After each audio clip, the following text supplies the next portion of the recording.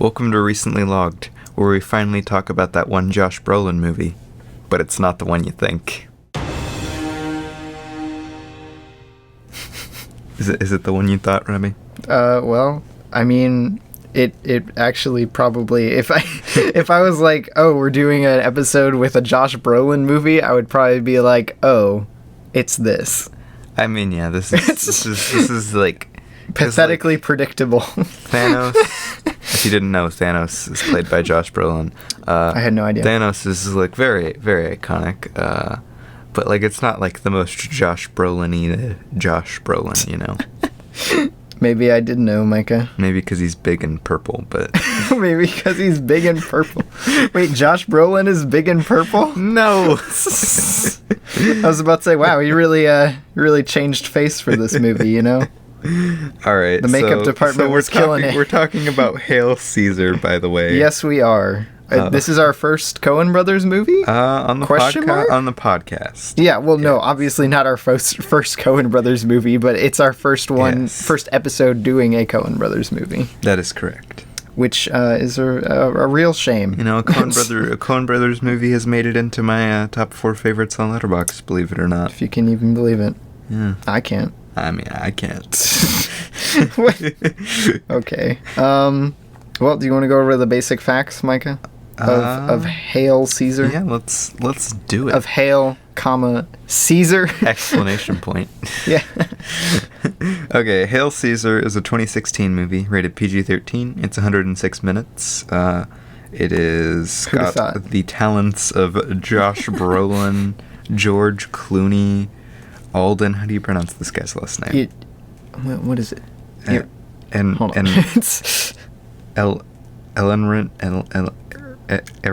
Rich Solo guy. The guy, yeah. The guy who plays Han Solo in Solo. Ralph Fiennes, I think is how you say Fiennes. I don't know how you say his name. Scarlett Johansson, Tilda Swinton, Channing Tatum, wow. Jonah Hill, and others. Wow. It's directed by both Ethan Coen and Joel Coen. Co-directed, one might say. Which doesn't... I actually is surprised that doesn't happen as much as you'd think with the Coen Brothers movies. They usually just write them together. They're not always directing them together. Yeah, I guess so. And it's also written by Joel and Ethan Coen. Who'd have thought? It was nominated for 1 Oscar... And I think I know what that Oscar's going to be, but I got to wait for my phone to load. Oh, no, okay. It's for Best Achievement in Production Design. I will say, the production design in this was pretty darn great. Yeah. So, yeah. But the story itself kind of lends itself to that, So. We want to do the basic thoughts. The most basic thoughts. What are your basic thoughts, Ravi? You know, I didn't go into this movie with that high of hopes. I mean, I like Coen Brothers films, or at least I've liked one of the Coen Brothers films I've seen. Wow. But I like their directorial and writing styles, so I was like mildly excited to see it. But you know, I went in with kind of expectations. I expected this to be about what it was. Yeah. Which I can't imagine when this came out. Like being a major Coen Brothers fan and going and seeing this, like I don't know what I'd think of it. I would probably be a little disappointed. Yeah. But you know, it's a fun movie. I'll say that. Its screenplay, sure. A lot of the comedy in it is pretty good. It's got a great cast, a lot of great like dialogue, you know. But I don't know. It just lacks in a lot of areas. Yeah. But it's still a fun movie. So. And what did you rate it? I gave it 3 out of 5. Which is actually just about the average. The average on Letterboxd is 3.2. Yeah. Which is fair. I was about to say, it doesn't seem to be a very controversial movie nowadays. Yeah. I'd imagine it's pretty polarizing back when it first came out. Yeah. As for mine, I'd agree. Like, this is a funny movie. I enjoy watching it, but it definitely leaves a lot to be desired. Like you said, the Coen brothers have a really unique directing and writing style, specifically writing style, that I really like. Mm-hmm. And all of the movies I've seen, even some of the ones that I'm just kind of meh about, have that like writing style that I'm like, yeah, I want to see that. I'm looking at you, True Grit. Yeah, really. Yikes! I don't know, Micah. If you could watch True Grit or this again, which one would you pick? Probably this, just because it's more enjoyable. I kind of like it's just more like lighthearted and stuff. True Grit's still good, and I've seen it twice, and I enjoy it. Which is more than I've seen it. So. But yeah, this movie is just lacking a lot. It doesn't have much focus, and it kind of and you feel that it doesn't really feel like the movie has started and it's ended. So it feels kind of like a day in the life of Josh Brolin's character. I don't remember his name. Yeah. But not in a good way, really. Yeah. It just kind of something happens. It's like a day in his life, but not like a focused day. Yeah, it's exactly. Just like a day. I mean, you got the kidnapping, but that's. Other than that, it's all just standard movie it's interesting. stuff. It's interesting. It presents itself, and as the trailer and stuff, it presents itself as a mystery. Yeah, and the marketing. It's not a mystery. The marketing for this movie is so weird. Like, I don't remember the marketing for it. Of course, I wasn't really like into movies that much back then. But I watched a couple of the trailers, and it's really weird the way they marketed this with how the actual final movie is. Yeah, like, and I feel like that whole George Clooney kidnapping subplot was so small and played so little into the actual main focus of the movie, which I guess is Josh Brolin's character. Yeah. Honestly, I would have, if it was me, I would have just honestly like gotten rid of the kidnapping thing and just had what's his face, Han Solo man. I don't remember his name. Alden. Hobie Doyle. Yes, I would just center it around him migrating from the Western thing to what is it? I don't know, a drama. Just a sound stage, actual like movie rather than like westerns. Because he is actually a really interesting character. He's one of the most interesting characters in this, other than the Josh Brolin's character. When he's on screen, you're like, this guy is definitely more interesting than George Clooney's character, who is just kind of like I like George Clooney and stuff. I like him in this. Like in pretty much all the movies I've seen, and in this he's fine. Yeah. But his character is just so... It's just not really... meh. It's not a character, really. He's just kind of there. He just kind of serves as a plot device in this a lot of the time. So I, because I never ended up saying it, I rated this 3.5. That little half-star bump... You off. No, it's fine. That little half-star bump is just because I really enjoy the Coen brothers style, and not really because, like... It's that, like, not that it's any better than 3 stars, I would say. I just, like, I don't know, I enjoy their style a lot. Yeah. No, I think a 6 or 7 out of 10 is a solid rating for this. Yeah. I just lean more towards the 6. But you want to kick us off with a question, Micah? Questions? Technically, we answered a question in the middle of that. Because I interjected my own little question while I was thinking about it. That interjection of the question, like when you asked it, I was like, man, you should have saved that for the question. I know. I said, segment. As I was saying it, I was like, I should have saved this. But. Comedy-wise, since we have watched Oh Brother, Where Art Thou, how do you think it stacks up comedy-wise, since they're both comedies? I would say they're on about the same level. Like, I don't think one is especially funnier than the other. They use different style humor in both of them. Yeah. But it still feels very Coen Brothers-y. Yeah. Each time. So I don't know. I wouldn't say which one do I like better or which one is better.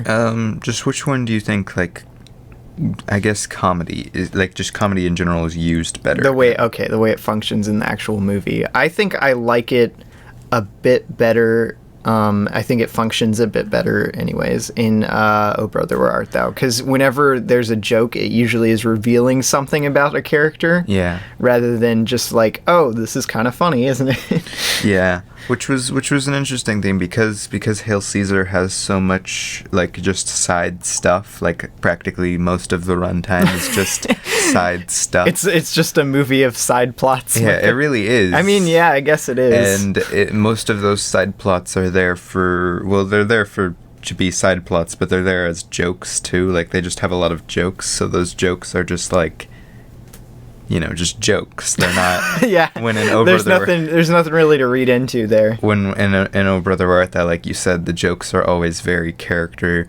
based and everything.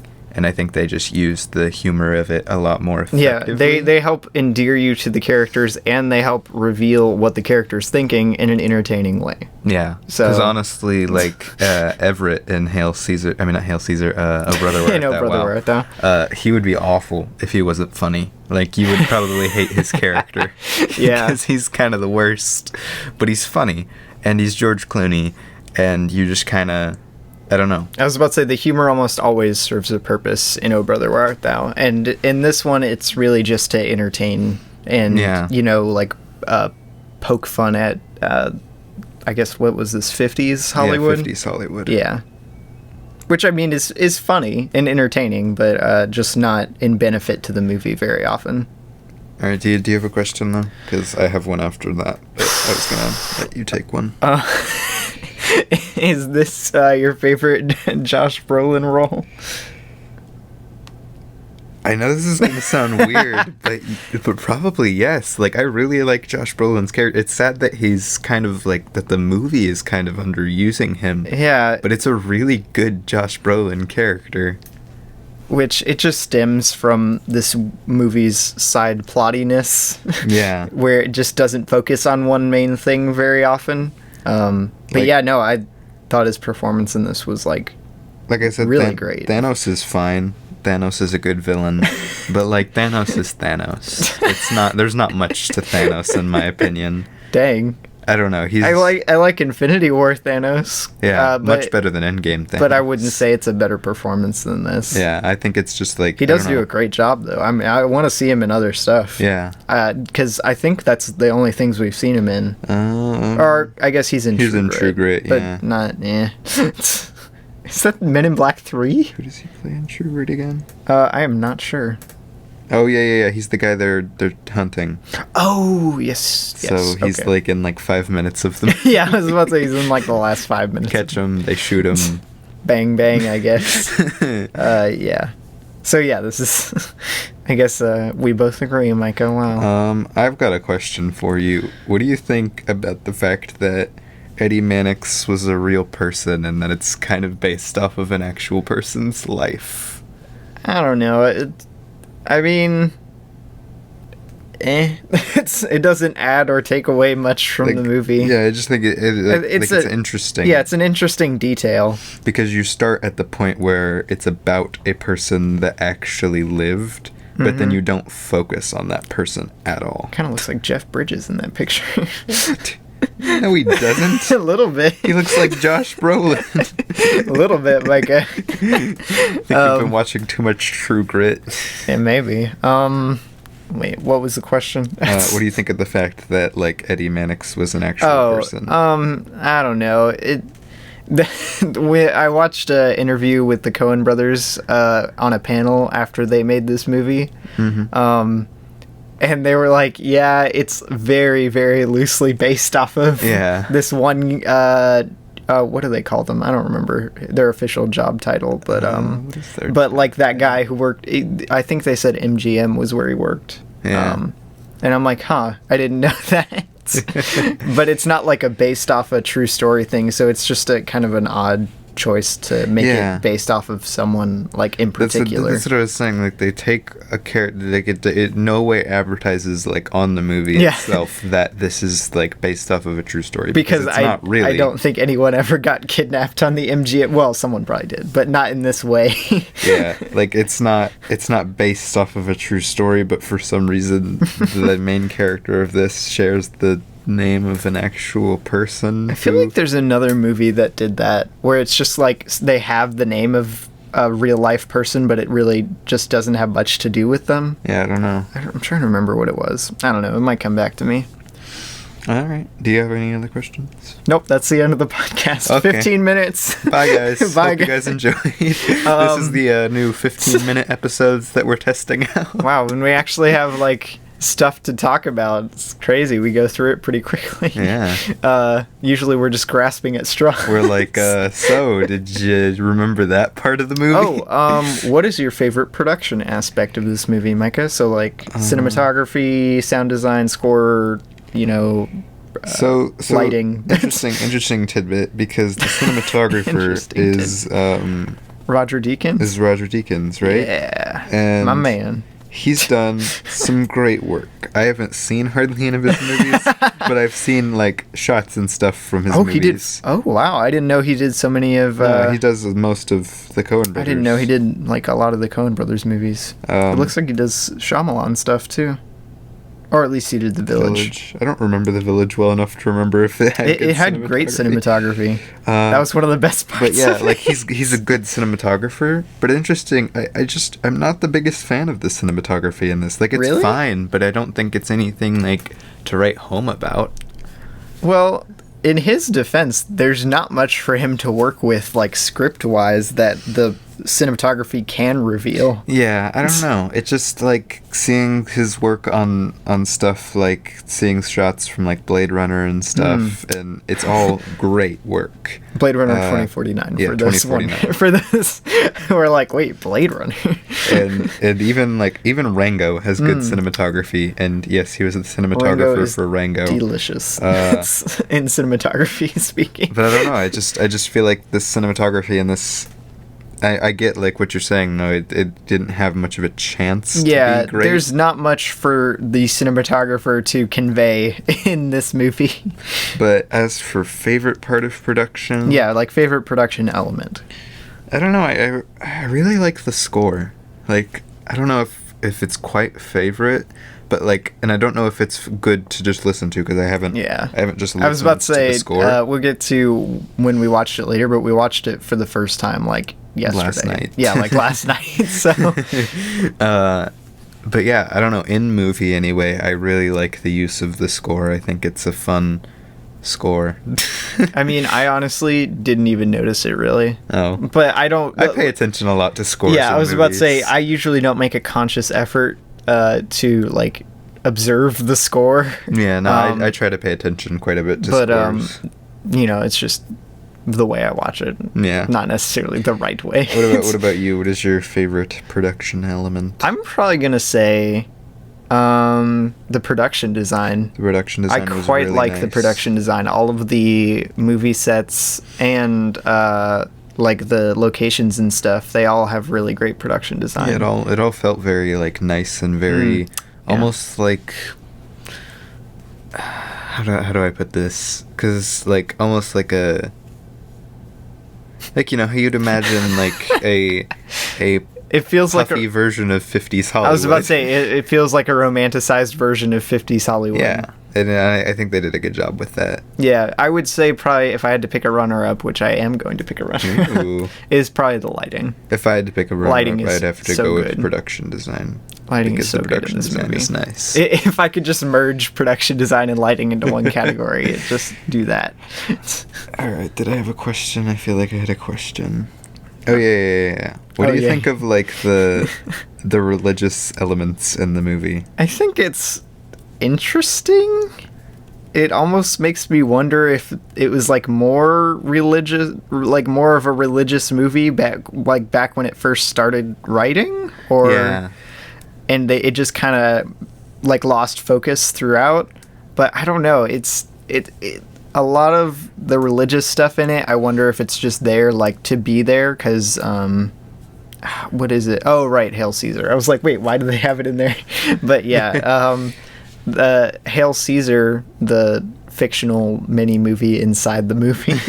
Well, it's not a mini movie. Oh my gosh, it's a full blown movie. Well, yes. But I think a lot of it you could just like, it's it's like a reference to the movie that's in the movie, but at the same time, they draw a lot of parallels with Josh Brolin's character to Jesus. Yeah, like a lot of the time. In the world of his job. Yeah. He is like I don't know.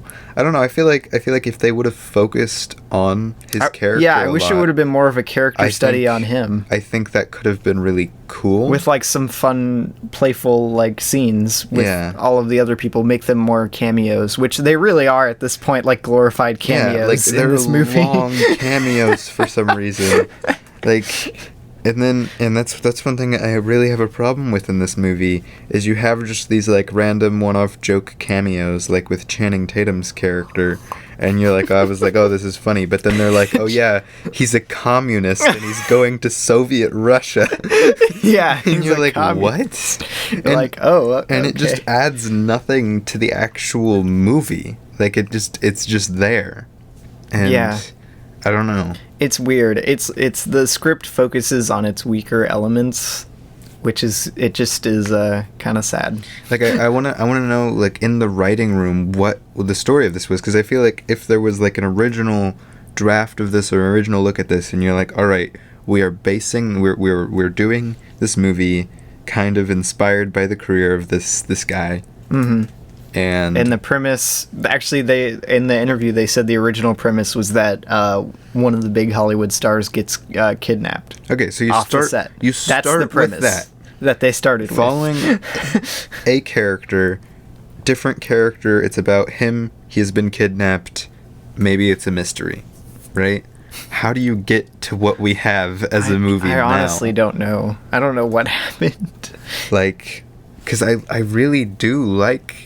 Like, when did the communists come in? Right? When did what was the discussion in the room when they were like, who kidnapped him?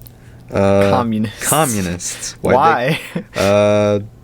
Revenge. Revenge. They're all writers who wrote movies. Okay. And now they want ransom, but they're not going to keep it. They're going to give it to Channing Tatum to take to Soviet Russia. Yes. Like, it just seems I want to know what happened in this movie. It's a very intriguing movie. Yeah, to say the least. There's such a disconnect from the initial premise and the main character to the movie you get. Yeah, I was about to say, and George Clooney had been like saying that this was going to be his next movie for like years before they had even started writing it, because they had pulled him off to the side and like asked him about this premise, like, would you be interested? And he was like, yeah, and then he kept saying that would be his next role. And then George Clooney, I feel, is underused because they're so focused. It's so weird. On, like, just side stuff. Like, if they wanted. Okay, if you're gonna commit to communists being the reason, okay, if you're gonna commit to communism, you've agreed in the writing room. Wow. You've agreed in the writing room. You're like, all right, communist movie writers have kidnapped George Clooney.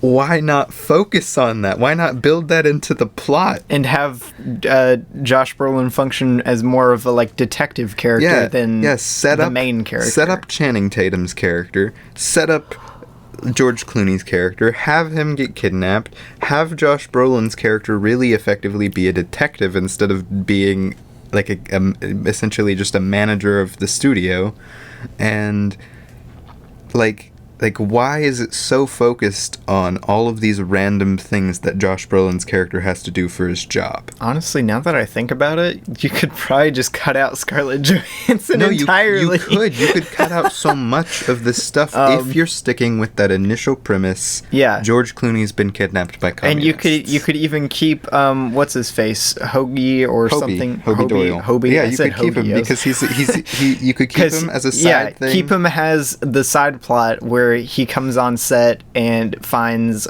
George Clooney at the end. Yeah, have him like be just make it to where Josh Brolin isn't the main character, pretty much. Have Hobie be like mini detective. Exactly, have him, like he is in the movie. Yeah, he exactly. puts together some of the clues for like the last 30 minutes. He literally, in the movie, he just sees a briefcase with his belt on it, and he's like, let's follow him. Let's follow him. That's it. But still, like, I don't understand. You spend so much time just going around the studio, Josh Brolin, which is interesting. Yeah, which is interesting. It doesn't do anything. And if they were gonna focus, yeah, exactly. See, like, it's like you have two things here. If you were gonna focus on Josh Brolin's character, then do that. The Jesus parallel, and have the studio life be everything, and stick with that.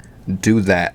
Or if you're going to have it be a mystery about George Clooney's character getting kidnapped by communist writers, which would writers, also be very fun. Do that. Yeah. But they merged the two, and it just doesn't. There's nothing for the audience to really grasp onto very well. Yeah, if this movie wasn't funny, it would be very, very boring. It would be awful. It would be, it would be just slow and boring and tedious, which luckily it's not. It's a fun time to watch. So I don't know. We've just gone in a while, and this sounds very negative. It is fun. It is a fun movie. I rated this 3.5, but the writing boggles me. That's probably the fundamental flaw with it. If you had to just pick one thing, because just about everything else in it is great. Yeah, I don't know. Like, the casting is good, like, great even. Like, I love all the casting. Having Channing Tatum do his Gene Kelly impression. Yeah, like Channing Tatum is hilarious in this. Oh my gosh, yeah. And I don't know. Tilda Swinton is also very funny in this, right?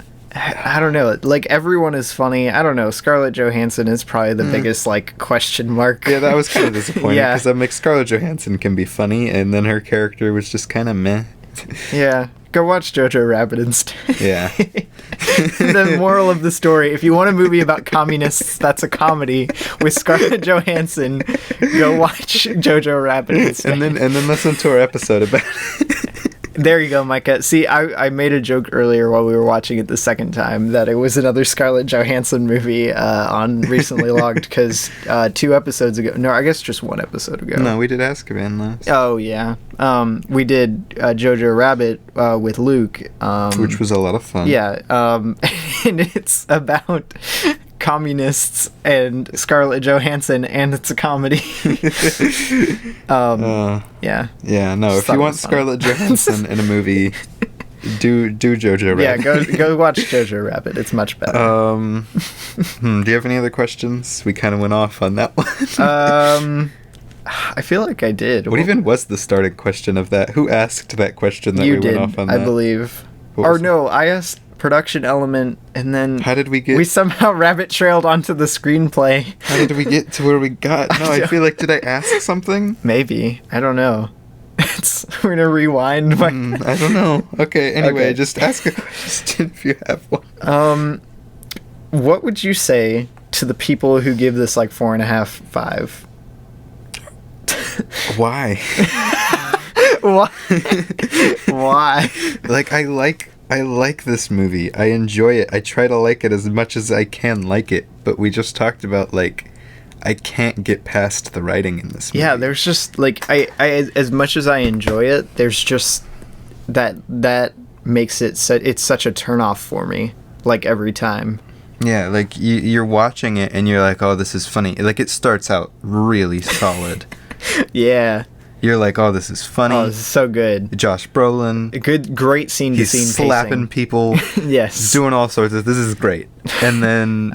and the voiceover guy, too. Oh, yeah, the voiceover guy who's Dumbledore. Who's, like, weirdly mixed in throughout the movie. Right? They don't totally voice it over, but, like, they don't voice it over. Yeah, like, it's weird. They do voiceover in the beginning, and, like, maybe, I think, randomly in the middle, and then at the end, yeah. But for no particular reason. Yeah, I'm not sure. Other than going towards that Josh Brolin Jesus parallel It feels like a remnants of that sort of thing, which is weird. I don't know. What was my question? What was your question? I think something... Oh, right. What would you say to someone who thinks this is yet another addition to the Coen Brothers masterpiece collection? Yeah. Like, why? I would I don't know. I'd talk it over with them. Like, why do you think this movie is that good? Because it's not. You'd be like, why are you an idiot? Why are you an idiot? Okay, first, why are you an idiot? Yes. All right. Perfectly reasonable. What about you, Rebby? I don't know. Yeah, I'd probably just be like, why do you think it's good? And I would also explain why I thought it wasn't as good as it could have been. Yeah, you just gotta talk it through. It has such a like fun premise, like a premise that I would love to see. You know what it feels like? What? It feels like a long TV show episode. Like one of those random TV show episodes. Like a finale. A season finale. Where they like... Yeah, that's what it feels like. It feels like one of those like TV show episodes where they just like kind of like even one of those ones that's on TV or something where they're like switching channels a lot and balance a bunch of different subplots and stuff. It feels like that, but a movie. And like not that. I don't know. That's what it. I don't know. I got that vibe from it. That's sharp shooting there, Mike. All right. Well, what is your favorite scene or sequence? We'll go to the classic. Favorite scene or sequence? It's gotta be, you know, it's probably the scene with Josh Brolin asking the 4 priest guys about his script for Hail Caesar. That's a great scene. That's one of the funniest scenes. I think it probably is the funniest scene. Man. A runner-up might be... What am I thinking of? Oh, if it didn't go on so long, it would probably be my favorite. Which a lot of the scenes in this are kind of bloated. Yeah. Which or one at least feel bloated. Is the Channing Tatum musical scene? This place looks open. This place looks open. Oh my gosh, it's so funny. Some impressive tap dancing. Yeah, really. Who knew Channing had it in him? I don't know. Who knew? Apparently the Coen. Gosh. So what's your pick, Micah? I don't want to copy you and go for the script scene. You can. I don't know. It's a good that's scene. A really good scene. I think the chariot to jump is unrealistic. Ooh, I take it back. Runner up. Well, I guess I don't have to take anything back because I didn't assign a runner up. But when George Clooney first walks into the communist meeting. Oh yeah, that's a fun scene too. That is a fun scene. I think I gotta go with the script scene that he said is his. But I think a good runner up for me is the Hobie Doyle first day on set scene. That's a fun one. Like it's funny, but see, that's the thing. A lot of the best scenes are just jokes. Yeah, they serve no purpose almost. Like I was trying to think of like a good serious scene, and there aren't any like scenes that are like. It's just kind of like a montage of Josh Brolin. And that's the serious stuff. Yeah. It's not like a scene. It's him bouncing around from joke bit to joke bit. Yeah. No, this movie's strange, to say the least. Yeah, I don't know. I feel like I'm coming off as very negative, and I don't want to be that negative to it because, like I said, I enjoy this movie. It's hard to talk about this movie without, like, stating how weird it is. Yeah. Do you have any more questions? Do I? Do you? That's a question. I'm afraid do any of us really have questions? I'm afraid you're the only one who can answer that one. I don't know. I'm trying to think of something. I just think there's so many weird things to talk about in this movie, and we've covered a lot of them. Yeah. I don't know that there's anything else I really wanted to bring up. All right. I got one more. What do you think of the fact that we're having that Voldemort is in this movie? Oh my gosh! And we're doing all of his movies apparently. Apparently, when we're doing Grand Budapest Hotel. Yeah, I don't know. Gotta start there. Then we gotta do like I don't know. Is it Skyfall, Spectre? Oh, he's in Skyfall. Oh, he's in Kubo. Oh, and he's in the Lego Movie. I did not know that. Part 2 and Batman. Who does he play? So he must play. He plays Alfred. Oh, that makes sense actually.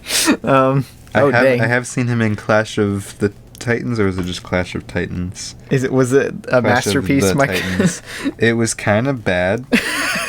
Didn't that also have Channing Tatum? No. No? It was what am I Channing Tatum look-alike guy. Oh. But he plays Hades. What? And it's weird. He's got like long hair and looks all greasy. Is it like when Professor Lupin plays Hades, Micah? No, I think honestly it's better. Oh boy. But he pretty much just does his Voldemort voice in Clash of Titans. So it's weird. I don't know. Clash of Titans wasn't very good. Wow. So. Moral of the story, Clash of the Titans wasn't very good. Exactly. It's like, so thoughts on Hail Caesar, Clash of Titans, it wasn't very good. Yeah, 2 of 5. I think that's about it for me questions wise. Yeah. And I'm not sure what else to yeah, there's not much to add closing thoughts wise. Yeah, like it's fun. Fun movie. I wish it was better. Yeah. I wish they would have gone with one of the other big things in the movie. I don't know if it's their weakest that I've seen. Yeah, probably. Now that I'm thinking about it probably is. Although I like this better than True Grit. True Grit does stand pretty well story-wise. Yeah, I was about to say it's got a solid screenplay, even if it does have boring, other problems. But it's a very cohesive screenplay. Yeah, which this one lacks. Yeah. So yeah. No, I would probably say it's the worst that I've seen from them, which even then it's not bad. It's got Haley Steinfeld. Wow. Jeff Bridges. What? Yikes. You are not LaBeef. That movie is a wild time. It is a wild time. Not sure if it's a good one, but it is a wild time. Well, do we want to go over what we watched this week? Sure. Did we watch anything this week? I watched, I think, probably more than you, but still not very much. Let's see. What did I watch this week? Yeah, I got... Oh my gosh, you're going to use your... It takes so long. I've already got it opened up. I watched 1, 2, 3, 4, 5 counting. What date are we starting on? The 19th, technically, just after Azkaban. I've seen 3 films, and one of them is Hail Caesar. Yeah, I've seen 5, and one of them is Hail Caesar. So all right. So listen, our sister's in town. She's usually at college, and she's in town right now, and she doesn't really watch movies. Yeah, she's not a big movie person, which more power to you, I guess. So we don't really watch movies when she's here. Okay, so on the 19th, I did nothing. Well, I was probably working or something. The Cat in the Hat. The Cat. Oh, right. I caught the end of that. The 2003 live-action one. What did I rate that? This thing is legendary. 5 stars, probably. It's not actually very great. What? Okay, honestly, assessing it objectively as objectively as I can, I will say... What it tries to do, it succeeds. All right. And I think it's a solid movie. I gave it 3 stars more as it's a joke. Because this movie is hilarious. I will watch it to the end of my days. It's so much fun. And it is wild, extremely wild. We weren't allowed to watch it when we were younger. For good reason. Yeah, for good reason. We didn't. We watched it for the first time, probably about a year ago. Yeah, I don't know. Yeah, probably right. I feel like I agreed with a lot of things that Kirsten Runquist said in his Kirsten Dunst. No, Kirsten. Karsten. Is it not? Oh, okay, whatever. No, it's Karsten. Where's the Kier? I don't know. It's okay, K-A-R. Well, I didn't know it was Karstan. Okay, fine, Karstan. Some of the points he brought up in his why Dr. Seuss shouldn't be adapted into movies video. Yeah. And I agree with that stuff. It's just Dr. Seuss isn't really something that works. Yeah, go watch that video. It's a good video. But yeah, 3 stars. Then on the 20th, I watched. I was probably working on something. Where Art Thou? Oh boy, Coen Brothers Warm Up. Which is one of my favorite movies of all time. I gave it 5 stars. I love this movie. What did I give it? 4? 4.5? I gave it 4. Yeah. Which is very depressing. Only 1 star higher. It deserves more. It's so good. I don't know. I'm always so torn. If I could give it 4 3/4 or like 4.25, I would. I don't know, man. It's so good. Because for me, it lands like right in between 4.5 and 4. I don't know. For me, I just don't see how you can't give it 5 stars. On a good day, 4.5. On a bad day, 4. You know. Yeah. And then on the 22nd, what did we watch, Remy? We watched A Taxi Driver. A 2017 Korean film. Emphasis on the A, Taxi Driver. Not Taxi Driver. Yeah, not Taxi Driver. We're not that edgy. Jeez. May have done Psycho on the podcast, but jeez. I mean, hey, Remy, this movie is not rated. Wow. What are we going to do? I don't know. Call the police. Probably. Or maybe just call a cab, Micah. Ooh. Oh, topical. So, this movie was based off of a true story. True stories, yes. What would be what would you call what happened? I'm sure it has a name. I'm trying to remember where it was. It was in Guangzhou. Oh, okay. So the riots there. Yeah, the riots in Guangzhou. Yeah, back a while back. I don't remember the what 80s, it was. Right? Yeah. Yeah. 1980. Which it's been a while since I've studied that phase of history. And dang, this movie is like I don't know. It's depressing. It's strange. It's got a good ending, but it's woof to watch. Really? It drains you, man. It didn't drain me. Wow. I was just bored a lot of the time. Wow. Okay. I guess you hate cinema. I do. Especially, I guess it was those subtitles, right? I hate subtitled movies. If there's only one thing I hate more than regular movies, it's subtitled movies. I gave it 4 stars, which indeed is generous. It's a bit generous. But I really liked it. Even I thought it was good.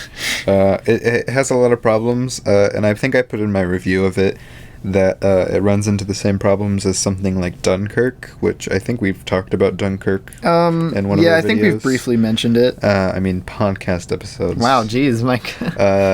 And because it's based on a true story, it just kind of... It lacks that oomph, that driving force. Because it's not something that somebody came up with and wrote to, weave together in a satisfying way. It is just always kind of... It suffers from the true story, the true story symptoms, Mike. No, I have to say this is a little bit better in that aspect than Dunkirk, not overall. Yeah, it's a bit more... Because it has a main character. Yeah, it has a protagonist that you can latch onto, at least somewhat. Which, believe it or not, is the main guy from Parasite. Yeah, the dad from Parasite. For all you Parasite fans out there.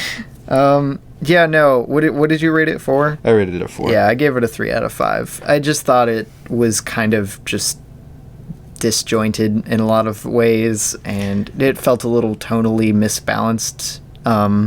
But I mean, I don't know. I didn't pay that close of attention. I think I was doing something while we were watching it. Wow. How do you do something and watch a subtitled movie? Okay, well, no, what was I doing? I finished it up in the first 5 minutes. I don't know. But I really actually liked the character arc that the main guy had, and I don't know. I enjoyed the movie. It was interesting. It's on Hulu if you guys want to watch it at the moment anyway. Yeah. I don't know how long it's going to be on there. And then moving on. Oh no. On the 23rd. Oh, why is this the last movie I watched before Hail Caesar? Wouldn't you like to know, Mike? Oh, we watched the highly anticipated 2020 release. Our third 2020 movie of the year. My 4th 2020 movie. Your 4th? Oh, right. You have the weird murder one or whatever. Yeah, that Prime original. The Willoughbys. The Willoughbys. Yikes. Oh, yeah. Yikes. Maybe, oh no. I gave this 1.5 stars. And I believe I gave it 2.5. Yes, I did. Okay, one whole star more. So I have this thing about animation. I'm not the biggest fan of animation. There's only one thing I hate more than subtitled movies. And that's animated movies. And if an animated movie isn't very good, you just hate it more. Wow. Not full on, but I don't know. If it's just mediocre, you just hate it. I don't know. If an animated movie, because there's so much potential there. There's so much you can do with animation. Animation is great. You can do pretty much literally anything with animation. And when I see stuff like this, and I don't know, even though Addams Family isn't very similar, stuff like Addams Family and Wonder Park, and it just makes me mad. It makes me mad at cinema. Yikes, man. I don't know. This movie was pretty bad. Ricky Gervais cat wasn't enough for you, Micah? Definitely not. Gave it a whole extra star for that. Man, what was wrong with this movie, Ravi? What do you think was its biggest flaw? To talk about it briefly. As with most animated kids movies, pacing, of course. But also, like, what the heck was the writing? A lot of the writing was just bad. Like, not even just mediocre. It wasn't bad. Funny. Some of the jokes. Okay. Not all. Give me an example. Give me some a joke. of the jokes were funny. Give me a joke. What? The one that's in the trailer for it at the beginning. I know how we'll get rid of our parents one. Okay, yeah, that's a good joke. A couple of the twins occasionally had a good joke. A lot of it was kind of cringy though. Yeah, I didn't like the twins. Like I said, a lot of the kids occasionally would have a good joke. But a lot of them were just you know. But I don't know. It feels very contrived a lot of the time, and I don't know. It's just not that good. But it has a lot of redeeming elements too. I would say. No, I will never watch this movie again on my own free will. I probably won't watch it again. Maybe if I'm bored someday and I'm like, yeah. Like it doesn't even reach the levels of low of Addams Family and Wonder Park. Yeah, no, it's not. It's not that bad. So I can't watch it to make fun of it. It's got a solid color palette, some good lighting. I don't like the character design or the world. I'm not a fan of the character design, but I hate the dialogue. Yeah, the dialogue's bad. The dialogue is extremely weak in this movie. Weak sauce. And I feel like the kids' dialogue. So like part of the premise of some of the kids' dialogue is pretty good actually. These kids grow up with these parents who don't care about them literally at all. And they haven't experienced like anything. They don't really know what technology. It is based off of a book. Yeah. They don't know like anything about technology really or anything like that.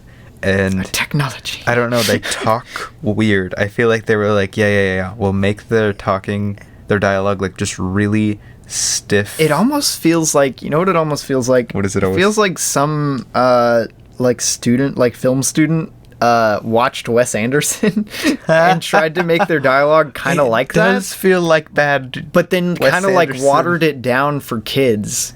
Yeah, it's weird. It feels like that. I don't know. No. And outside of the kids talking, it's all just like boring dialogue. Yeah. Like, it's just like the most boring way you could do all of the scenes. Bro, I want to watch another Wes Anderson movie. I miss Wes Anderson dialogue. You just want to watch Fantastic Mr. Fox now, Micah? Sure. The moral of the story is don't watch Clash of the Titans and go watch Fantastic Mr. Fox. Exactly. That's the moral of Hail Caesar. So yeah, no, my 2.5 is a bit generous for the Willoughbys, but I didn't totally hate it while I was watching it, and I thought it had some solid animation part of the time, and it had the occasional funny joke. It kept me entertained at least. It didn't. At least a little bit. Not all the time, but some of the scenes I was like, yeah. Yikes. Okay. I don't know. I can't handle most kids' animated movies that are like that are bad. Yeah. I don't know. They feel so like they're trying to just be like, oh, kids don't care, so why should we? All right, Mr. Pixar box set. Let's go watch some Ghibli. Yeah, really. All right. Well, I've got a quote ready, so I don't know if we want to. Yeah, if we want to call it an episode. Quick thing that we've been forgetting to do at the end of our episodes. If you want to see all of our information for the podcast, social media, how to contact us, submit movies, etc., you can go to our website, which is down in the podcast description. It's robbiegrayway.com/recently-logged. Because it's like my name. Oh my gosh. If you want to pay for a website for this podcast that we don't make any money off of, then you can. Hey, well, that's your problem for not putting ads in it. Oh my gosh. We could be making the pennies, my friend. Could be making pennies. Pennies weekly. You know what pennies weekly means, Micah? That you get pennies weekly? That you get dollars yearly. Ooh. Wait a minute. pennies, like if you got a penny every week, how many you weeks would not get. It's like 140 something or something like that. More than like $1, right? How many weeks are in a year? I'm looking this up. All right, Google it, Micah. We got to know how much money we'd make in a year. How many weeks in a year? It also depends. Yeah, that's what I thought. There's not even 100. We'd get 50 cents. 50 cents. Assuming we don't take any weeks off. 50 cents nonstop, penny a week. We could take 2 weeks off. 2.143 weeks off. Yeah, we could take 2.143 weeks off. So. All right. Yikes. All right. Well, do you want to? Oh yeah. I was gonna do one more thing. I've got a YouTube channel. Oh my god. And I just put out a Knives Out video. Is this what it's come to? I just put out a Knives Out video talking about why I think it's a darn good movie. And you can check that out. The YouTube channel is called M. Greyway Films. I think I have it linked in the description. And Robbie is very depressed because he edited one of my videos. I'm not very depressed. It's not the most viewed video on my channel. I'm only partially depressed. It's the best editing on the channel. Well, that's true, but wow. I never claimed to be a good editor. I was about to say, you never claimed to be a good editor, but you're getting better, so yeah. There you go. I think the Knives Out video is my best editing. I have not watched it as of yet. I'm working on my own video, actually, if you can even believe it. So be on the lookout for that. Anyway. You can find it on my website. Oh no! Stop. All right, I got a quote. All right. And I might have to do this multiple times, depending. Okay, we're ready. Oh, would that it were so simple. That was the mirthless chuckle. The mirthless chuckle. It's like, that was good. That was wonderful. Actually, loose the mirthless chuckle. Loose the mirthless chuckle. Yeah. What a scene. Oh. All right, go watch a Pixar movie. Don't watch Clash of the Titans. Watch Fantastic Mr. Fox. And go watch Fantastic Mr. Fox. And goodbye.